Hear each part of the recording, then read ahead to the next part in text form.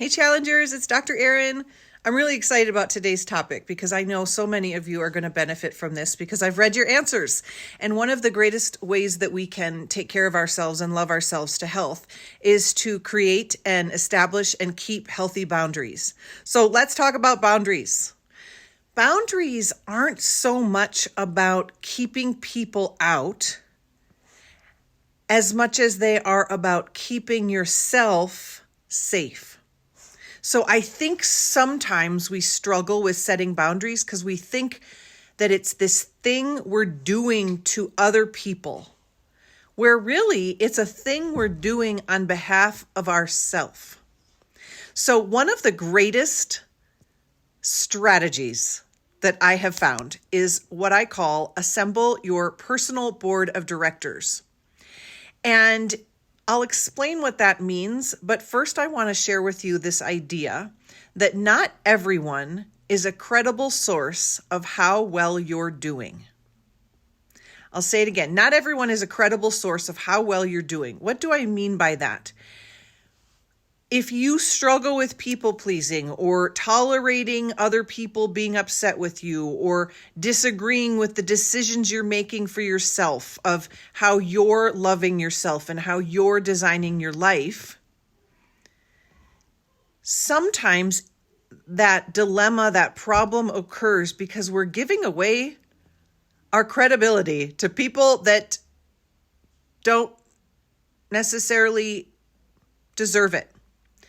So for example, if I am building a business and I'm an entrepreneur, I'm probably not needing to take the advice of someone who's never built their own business or been an entrepreneur. And so if someone in my family, for example, says, we think you should just stick with psychology and not do all this other stuff, I can easily, because I understand they're not a credible source of how I'm doing, is I can easily take that and just say, thanks for your opinion. And I don't personalize it. It doesn't impact me. It doesn't hurt my heart as much. And I can create healthy boundaries. Like I might not talk to that person again about business because it's not going to go well. So I want you to think about, who would you put on your personal board of directors? Who would you run your ideas by?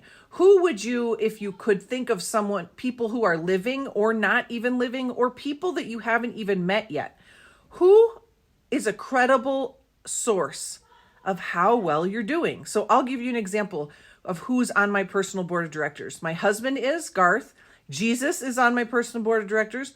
Oprah is on my directors. Never met Oprah, but I've studied her and she has mentored me, my whole entire life. There is a friend of mine who's on my personal board of directors.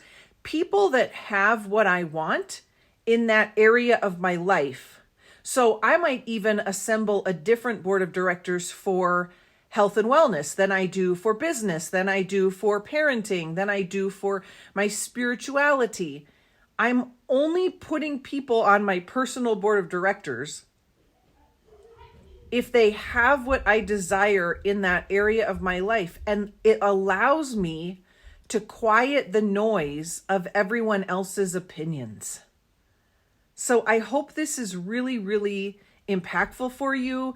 And I would love to hear who is being assigned to your personal board of directors. Oh, also on my personal board of directors is my highest self. So I want to be running all my decisions by her as well. All right, bye.